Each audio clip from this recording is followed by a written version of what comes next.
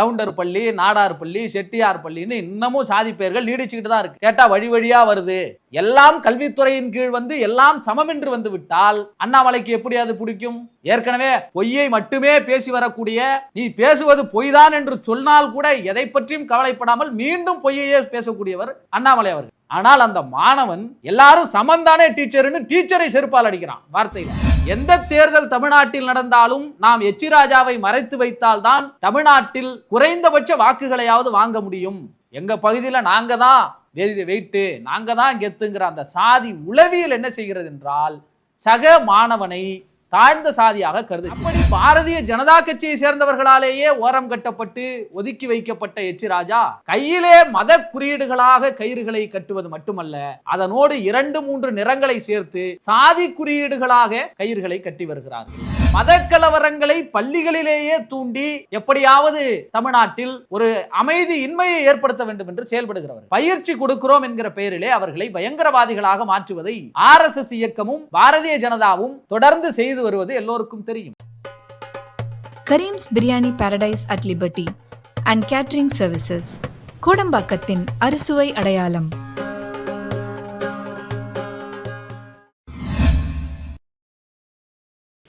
வணக்கம். அமைதியாக இருக்கிற தமிழ்நாட்டில் எதையாவது கலவரம் செய்தால்தான் வளர முடியும் என்று பாரதிய ஜனதா கட்சி எப்பொழுதும் முயற்சிப்பதுண்டு. அதிலும் குறிப்பாக தமிழ்நாட்டிலே நடந்து முடிந்த நாடாளுமன்ற தேர்தலில் 40க்கு 40 தோல்வி அடைந்த பாரதிய ஜனதா கட்சிக்கு எதையாவது செய்து வளர்ந்து விட வேண்டும் என்கின்ற வெறி இப்பொழுது தலைக்கேறி இருக்கிறது. பாரதிய ஜனதா கட்சிக்கு எப்பொழுதெல்லாம் வெறி தலைக்கேறுகிறதோ அப்பொழுதெல்லாம் அதற்காக ஒரு ஆளை முன்னிறுத்துவார்கள். எச் ராஜா என்பது அவருடைய பெயர். குறிப்பாக சொல்ல வேண்டும் என்றால், இப்பொழுது நாங்கள் 11% தமிழ்நாட்டிலே வாங்கிவிட்டோம் என்று கொக்கரித்து கொண்டிருக்கிற இந்த பாரதிய ஜனதா கட்சிக்கு அந்த 11% வர வேண்டும் என்பதற்காக சமீப காலமாக தேர்தல் முடிகிற வரை ஒரு பிராணியை வீட்டிலே அடைத்து வைத்திருந்தார்கள். அது அவர்கள் வளர்க்கிற பிராணி தான். அந்த பிராணி எச் ராஜா என்பதை தமிழ்நாடு மக்கள் நன்கு உணர்வார்கள். பாரதிய ஜனதா கட்சிக்கே தெரியும், எந்த தேர்தல் தமிழ்நாட்டில் நடந்தாலும் நாம் எச் ராஜாவை மறைத்து வைத்தால் தான் தமிழ்நாட்டில் குறைந்தபட்ச வாக்குகளையாவது வாங்க முடியும் என்று. அப்படி பாரதிய ஜனதா கட்சியை சேர்ந்தவர்களாலேயே ஓரம் கட்டப்பட்டு ஒதுக்கி வைக்கப்பட்ட எச் ராஜா ஏதோ தப்பி தவறு என்று அழைத்து வந்து ஊடகத்தின் முன் நிறுத்திவிட்டார்கள். அதனால் நான் இன்னும் உயிரோடு தான் இருக்கிறேன் என்பதை காட்டுவதற்காக அவர் சில விஷயங்களை உளறி இருக்கிறார். குறிப்பாக சொல்ல வேண்டும் என்று சொன்னால், திருநெல்வேலி மாவட்டத்தைச் சேர்ந்த நாங்குநேரியிலே சின்னதுரை என்கின்ற பட்டியல் வகுப்பைச் சேர்ந்த ஒரு மாணவனை அவனோடு சக மாணவர்கள் வீடு புகுந்து அரிவாளால் வெட்டினார்கள். தமிழகத்தையே அதிர்ச்சிக்குள்ளாக்கிய ஒரு சம்பவமாக இது இருந்தது. கடந்த கால வரலாறுகளில் ஆசிரியர்கள் எவ்வளவு சாதியோடு இருந்தார்கள் என்பதை நாம் கண்டிருக்கிறோம்.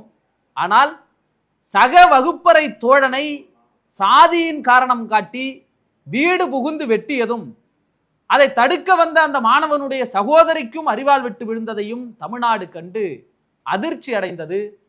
சமூக நீதியை பேசுகிற தமிழ்நாட்டில், இடஒதுக்கீடை பேசுகிற தமிழ்நாட்டில், இந்தியாவுக்கு வழிகாட்டி கொண்டிருக்கிற தமிழ்நாட்டில் மாணவர் சமுதாயம் இப்படி சாதியாக வளர்கிறதே என்கிற அந்த அக்கறையின் அடிப்படையில் இதை மாற்ற வேண்டும் என்பதற்காக தமிழ்நாடு முதலமைச்சர் மு.க. ஸ்டாலின் அவர்கள் ஓய்வு பெற்ற நீதியரசர் திரு சந்துரு அவர்கள் தலைமையிலே ஒரு நபர் ஆணையத்தை அமைத்தார்கள்.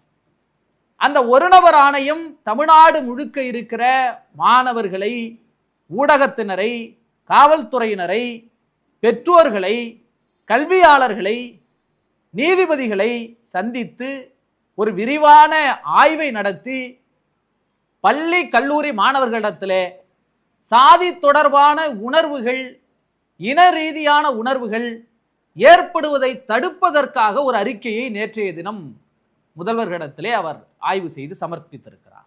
அப்படி அவர் சமர்ப்பித்த அந்த அறிக்கை என்பதுதான் இப்பொழுது பாரதிய ஜனதா கட்சியினரை மிகுந்த பரபரப்பிற்கு உள்ளாக்கி இருக்கிறது. சாதியை வைத்தும் மதத்தை வைத்தும் அரசியல் செய்து கொண்டிருக்கிற பாரதிய ஜனதா கட்சிக்கு அந்த சாதி மத அரசியலை பள்ளி மாணவர்களிடத்திலிருந்தே அவர்கள் ஊட்டி வருவார்கள். ஆர்எஸ்எஸ்னுடைய திட்டமே அப்படித்தான் இருக்கும். குழந்தைகளை, மாணவர்களை பள்ளிகளுக்கு சென்று சாதி ரீதியாக, மத ரீதியாக பயிற்சி கொடுக்கிறோம் என்கிற பெயரிலே அவர்களை பயங்கரவாதிகளாக மாற்றுவதை ஆர்எஸ்எஸ் இயக்கமும் பாரதிய ஜனதாவும் தொடர்ந்து செய்து வருவது எல்லோருக்கும் தெரியும். மத அரசியலை பள்ளி மாணவர்களிடத்திலே திணிப்பதில் பாரதிய ஜனதா கட்சியினுடைய வரலாற்றை கடந்த காலத்திலே பார்த்திருக்கிறோம். அவர்கள் எப்படி வேறுபாடு காட்டுவார்கள்? தஞ்சாவூர் மாவட்டத்தில் இருக்கிற ஒரு கிறிஸ்தவ மிஷனரி பள்ளியின் விடுதியிலே தங்கி பயின்ற ஒரு இந்து மாணவி மறைந்து போகிறார், தற்கொலை செய்து கொண்டு இறந்து போகிறார். இந்து மாணவி தற்கொலை செய்து கொண்டார், அதற்கு காரணம் மதமாற்றம் தான் என்று சொல்லி மிகப்பெரிய மத பிரச்சனையாக அன்று அண்ணாமலை குதித்தார். பாரதிய ஜனதா கட்சி தமிழ்நாடு முழுக்க ஆர்ப்பாட்டங்களை நடத்தியது, போராட்டங்களை நடத்தியது. இங்கே மதமாற்றம் நடக்கிறது, இந்து மாணவி இறந்து விட்டார், மாணவிக்கு நீதி வேண்டும் என்றெல்லாம் போராடினார்கள். அதே போல கள்ளக்குறிச்சியிலே சக்தி மெட்ரிகுலேஷன் பள்ளி என்கின்ற இந்து நிறுவனத்தில் ஒரு இந்து மாணவி இறந்து போகிறார், ஸ்ரீமதி என்ற இந்து மாணவி. ஆனால் பாதிக்கப்பட்ட அந்த இந்து மாணவியின் குடும்பத்திற்கு இதுவரை ஆதரவாக பாரதிய ஜனதா கட்சி நிற்கவே இல்லை. இன்னும் சொல்ல போனால் பாரதிய ஜனதா கட்சியோடு தொடர்புடையவர் தான் அந்த பள்ளியினுடைய முதலாளி. இதுதான் இவர்களுடைய திட்டம், நோக்கம் என்பதை இந்த சம்பவம் நினைவுபடுத்தும். அப்படி மத கலவரங்களை பள்ளிகளிலேயே தூண்டி எப்படியாவது தமிழ்நாட்டில் ஒரு அமைதி இன்மையை ஏற்படுத்த வேண்டும் என்று செயல்படுகிறவர்கள், அவர்களுக்கு பள்ளிகளில் ஜாதி கூடாது, மாணவர்களிடத்தில் பேதம் கூடாது என்கிற அடிப்படையில் ஒரு அறிக்கையை நீதியரசர் சந்துரு அவர்கள் வழங்கினால் எப்படி அதை அவர்களால் ஏற்றுக்கொள்ள முடியும்? குறிப்பாக இன்று தமிழ்நாட்டில் இருக்கிற பெரும்பான்மை பள்ளிகளில், குறிப்பாக கிராமப்புறங்கள், நகர்ப்புறங்கள், எல்லா பள்ளிக்கூடங்களிலும் சாதி அடையாளங்கள் கையிலே கயிறு கொட்டி கொள்வதன் மூலம், நெற்றியிலே பொட்டு வைத்துக் கொள்வதன் மூலம் தொடர்ந்து பரப்பப்பட்டு கொண்டு வருகிறது. நெத்தியிலே பொட்டு வைப்பதன் மூலம் தொடர்ந்து பயன்படுத்தப்பட்டு வருகிறது. கையிலே கயிறு கட்டி கொண்டால் ஒரு கடவுளின் கயிறை அவர்கள் கட்டுவதல்ல, வெறும் கருப்பு கயிறு மட்டும், வெறும் சிகப்பு கயிறு மட்டும். முதலில் கையிலே கயிறு கட்டி கொள்வது என்பதே அறிவியல் ரீதியாகவே அது உடலுக்கு நோயை ஏற்படுத்தும், அழுக்கை சேகரிக்கும், எனவே அது வேண்டாம் என்று அறிவியல் ரீதியாகவே சொல்லுகிறார்கள். ஆனால் அறிவியலுக்கும் பாரதிய ஜனதாவுக்கும் எப்பொழுதும் தொடர்பே இருந்ததில்லை. அவர்கள் எப்பொழுதும் அதை மறுக்கக்கூடியவர்கள். அப்படி அறிவியல் ரீதியான பார்வையை எடுத்துக்கொள்ளவில்லை என்றாலும் கையிலே மத குறியீடுகளாக கயிறுகளை கட்டுவது மட்டுமல்ல, அதனோடு 2-3 நிறங்களை சேர்த்து சாதி குறியீடுகளாக கயிறுகளை கட்டி வருகிறார்கள். அப்படி என்னோட சாதி தான் பெரிய சாதி, நான் இந்த சாதியை சேர்ந்தவன் என்று காட்டுவதற்காக பள்ளி மாணவர்களிடத்திலே அந்த அடையாளங்கள் இருக்கிறதே, அதை நீக்க வேண்டும், அதை தடை செய்ய வேண்டும்.